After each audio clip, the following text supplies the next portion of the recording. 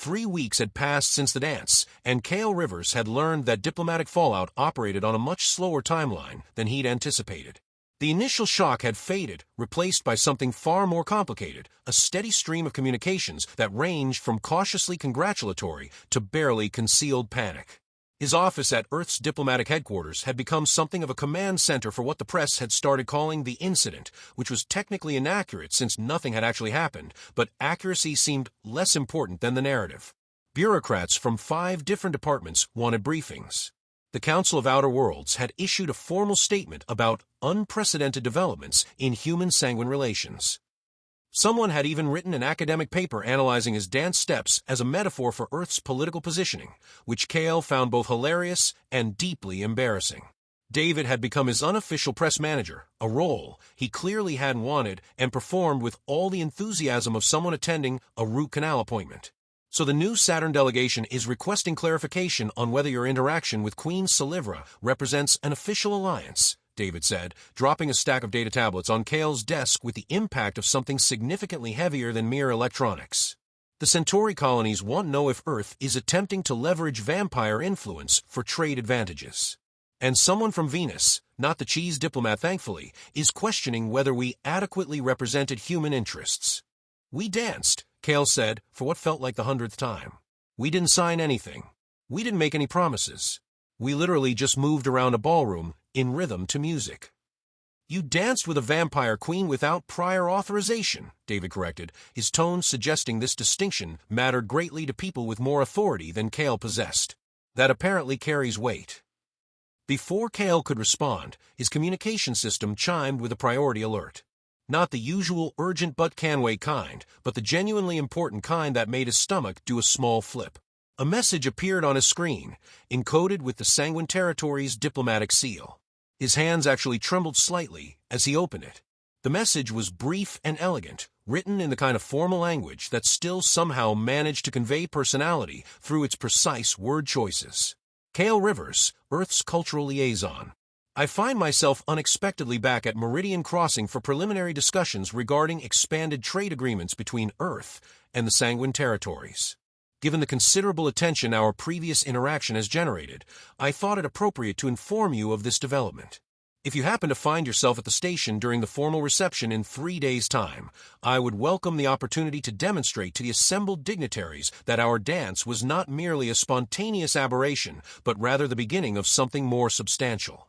That is, if you're willing to voluntarily involve yourself in what will undoubtedly become an even more analyzed evening than the last one. Consider this both an invitation and a fair warning. Celivra. Kale read it 3 times, each reading revealing new layers of subtle humor beneath the formal language. There was something in the phrasing that reminded him of their dance, the way she managed to be simultaneously elegant and playful, serious and amused. What is it?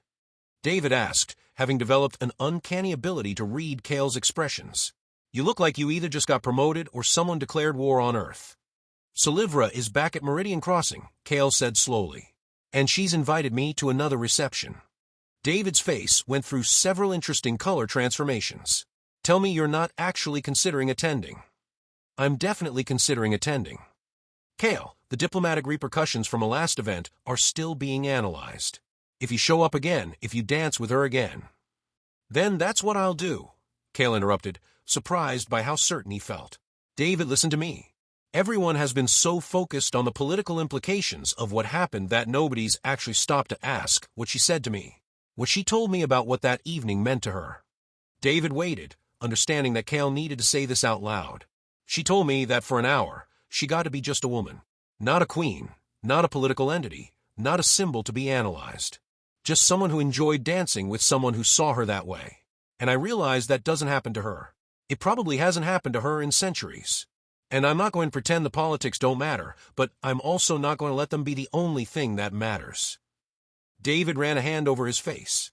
You realize that by showing up and dancing with her again, you're making an enormous statement. Intentionally this time. The entire diplomatic community is going to interpret it as Earth deliberately pursuing closer relations with the Sanguine Territories. Good, Kale said. Maybe that's a statement that should be made. Maybe Earth should be deliberately pursuing closer relations with the Sanguine Territories. And maybe that's a good thing for everyone involved. They're going to expect you to negotiate something. Formal agreements, trade terms, actual diplomatic outcomes. Then I guess I'd better not screw that up. 3 days later, Kale found himself once again on Meridian Crossing, but this time the approach was entirely different. He'd come with authorization. He'd attended briefings. He'd even read the preliminary trade proposals that Earth's actual negotiators had prepared. The weight of expectation felt different when it was conscious and intentional rather than accidental. The reception hall was different from the previous ballroom, more formal, less aesthetically aggressive, designed to facilitate actual business rather than purely social interaction. Dignitaries clustered in strategic groups, but the bioluminescent panels had been toned down to subtle golds and silvers. The mood was business, but business conducted with style. Kale found her almost immediately. She stood with Lord Thuron and several other courtiers, reviewing documents with the kind of focused attention that suggested she was actually engaged with the contents rather than simply going through motions. She wore a different gown this time, deep crimson instead of black, a choice that somehow conveyed both power and warmth. When she looked up and saw him, her expression shifted so subtly that only someone who'd spent an hour dancing with her would have noticed the slight softening at the corners of her eyes. She excused herself from the group with a graceful word and made her way toward him. Kale noticed that the crowd reacted differently this time. There was curiosity, yes, and concern, but also something new: acceptance. As if people had had time to process that the universe hadn't collapsed from his previous casual breach of protocol, and had therefore decided such interaction might be tolerable. "You came," Celivra said when she reached him, and there was something genuinely pleased in her voice. "You invited me," Kale replied. "And I figured if I survived the first time without causing an interstellar incident, I should probably push my luck." She smiled. "I was hoping you would. Lord Thuron spent considerable energy explaining why your presence at this event would be diplomatically complicated, which I interpreted as him being secretly delighted that you might come because it would give him something substantial to worry about." "I like Lord Thuron already," Kale said. "Where is he now?" "Attempting to convince various delegates that we're not secretly negotiating terms that will disadvantage their respective territories. He's not entirely wrong to worry. The conversations are happening, just not with any of them." Celivra gestured toward the refreshment tables. "Come. We can get you something less disappointing than last time, and you can tell me what you've been doing for 3 weeks while everyone analyzes our previous evening." They moved through the crowd together, and this time there was no bubble of horrified space. Instead, people watched with interest, their expressions suggesting they were trying to decode the interaction for clues about Earth's political positioning. Kale found he didn't mind as much as he expected. There was something clarifying about having the stakes laid out openly. At the refreshment table, Celivra selected 2 glasses of something that glowed faintly amber and handed one to Kale. He tried it cautiously and was pleasantly surprised to find it actually tasted good, some kind of honey wine with hints of spice and something he couldn't quite identify. "This is infinitely better than the blue beverage," he said appreciatively. "One of my territories produces it," Celivra replied.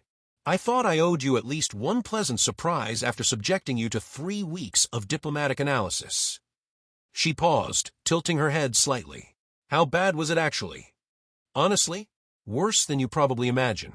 There's an academic paper. Someone wrote an entire academic paper about the political implications of my footwork during the waltz." Celivra laughed, that crystalline sound that still made the air vibrate differently. "That's magnificent. I would very much like to read this paper." "I'll send you a copy," Kale promised. "Though I should warn you that it reaches some deeply questionable conclusions about my suitability for diplomatic work based entirely on my inability to maintain perfect rhythm." "Your suitability for diplomatic work has never been in question," Celivra said, and something in her tone suggested she meant that seriously beneath the lightness. "Though your understanding of protocol certainly was. And now it's becoming clear that your approach to diplomacy, seeing the person rather than the position, offering kindness without calculation, might be exactly what's needed in interstellar relations. Everyone else is so focused on what each gesture means politically that they forget to actually see each other." They moved away from the refreshment table, and Celivra guided him toward one of the windows where the curve of the station created a view of space. The stars hung beyond the transparent aluminum like diamonds on black velvet. "I want to show you something," she said, pulling up a document on a small handheld display. It was a trade proposal, substantial, detailed, and clearly the product of considerable work. This is what we've been discussing over the past 3 weeks. Earth and the Sanguine Territories entering into a formal trade agreement. Nothing revolutionary, but solid. Beneficial for both parties. Kale scanned through the document, impressed by the thoroughness. This is good. This is really good. Why are you showing me? Because it exists partly because of you, Celivra said. Not because of any specific negotiation you conducted, but because your willingness to approach me without agenda made certain conversations possible. Your government has negotiators who will finalize the details.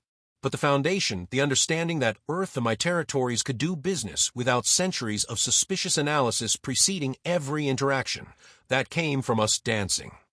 So basically, we danced our way into a trade agreement, Kale said, and he couldn't quite keep the smile out of his voice.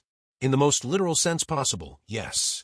Celivra turned from the window to look at him directly. Though I also wanted to speak with you about something else. Something personal rather than political. Kale felt his pulse quicken slightly. I'm listening. In 3 months' time, I'm hosting a gathering at my primary residence in the Sanguine Territories. It's part celebration, part diplomatic conference, but primarily an opportunity for leaders and representatives from various worlds to interact in a more relaxed setting. No formal ballrooms, no algorithmic music designed to offend no one, simply good food and genuine conversation. She paused. I would like you to attend. Not as Earth's cultural liaison, though you're welcome to bring that capacity with you, but as someone I enjoy spending time with. Someone whose company matters to me beyond what it might signify politically. Kale found himself momentarily speechless. Are you asking me on a date? I'm asking you to spend time with me, Celivra replied, and there was a hint of amusement in her voice. Whether that qualifies as a date depends largely on how Earth defines such things, which I'm hoping someone with your particular approach to diplomacy might be able to explain to me.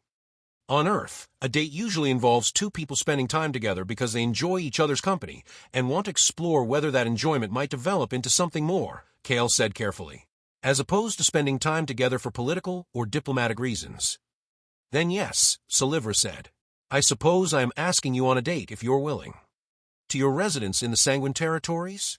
Which I'm assuming is very far from Meridian Crossing and significantly more isolated. Several jumps through space, yes. Why do you ask? Because I want to make sure I understand what I'm committing to, Kale said. You're a vampire queen. I'm a human who barely passed his psychological evaluation. You rule territories. I attend parties and try not to accidentally start wars with cheese. You're centuries old. I'm still figuring out how my apartment's climate control works. Yes, Celivra agreed. All of that is true. And you want to spend time with me? Just with me? Not for politics or negotiations or to make some kind of statement. I want to spend time with you, Celivra confirmed, because when I'm with you, I feel like I can simply exist as myself. No centuries of duty pressing down. No protocols to consider. Just a woman who enjoys your company, your humor, your genuinely kind approach to the world, and yes, the way you look when you're trying very hard not to step on someone's feet. Kale laughed.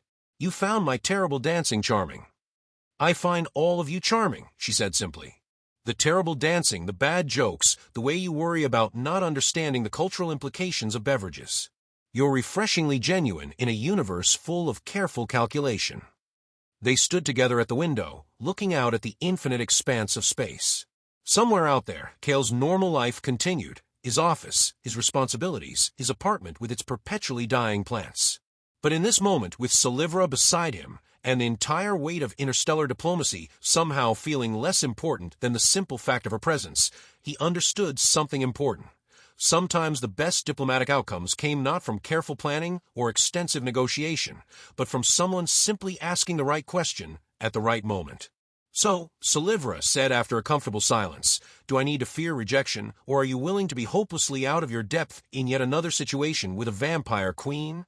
I'm going to be out of my depth, Kale said firmly. But I'm beginning to think that's not necessarily a bad thing. Besides, if I manage to survive dancing with you without causing a war, maybe I can survive spending time with you in your home territory without accidentally insulting an entire species. Your confidence is either inspiring or worrying, Celivra observed. I haven't decided which yet. Why not both? Kale suggested. I can be both inspiring and worrying. It's part of my charm. She laughed again, and this time there was something almost tender in the sound. Come, she said, taking his hand. There's a formal dinner in an hour, and I need to introduce you to several important people. They're going to be far less understanding than my courtiers were about the fact that you have no idea who they are. Should I be worried?" Kale asked as she led him away from the window. "Absolutely terrified," Celivra replied cheerfully. "But you'll probably survive and accidentally charm them all before the evening is done. That seems to be your specialty." As they made their way back into the reception, Kale caught sight of David watching from across the room. His colleague's expression suggested he was simultaneously horrified and resigned to whatever was about to happen. Kale gave him a small wave that David answered with a look that clearly said, "You're on your own with this one." And perhaps he was. But as he walked beside Celivra, listening to her explain the complex family dynamics of one of the outer world's most influential trade representatives, Kale found he didn't mind terribly much. He'd stumbled into an impossible situation by accident and survived it through sheer ignorance of what he should have been worried about. Now, standing on the edge of something that could be extraordinary, if he didn't completely ruin it, he realized that sometimes the best things in life came not from careful planning or extensive preparation, but from the willingness to step into the unknown and see what happened. And if what happened involved a vampire queen who found his company genuinely enjoyable, well, that seemed like a pretty good outcome for someone who'd only asked her dance because she looked lonely.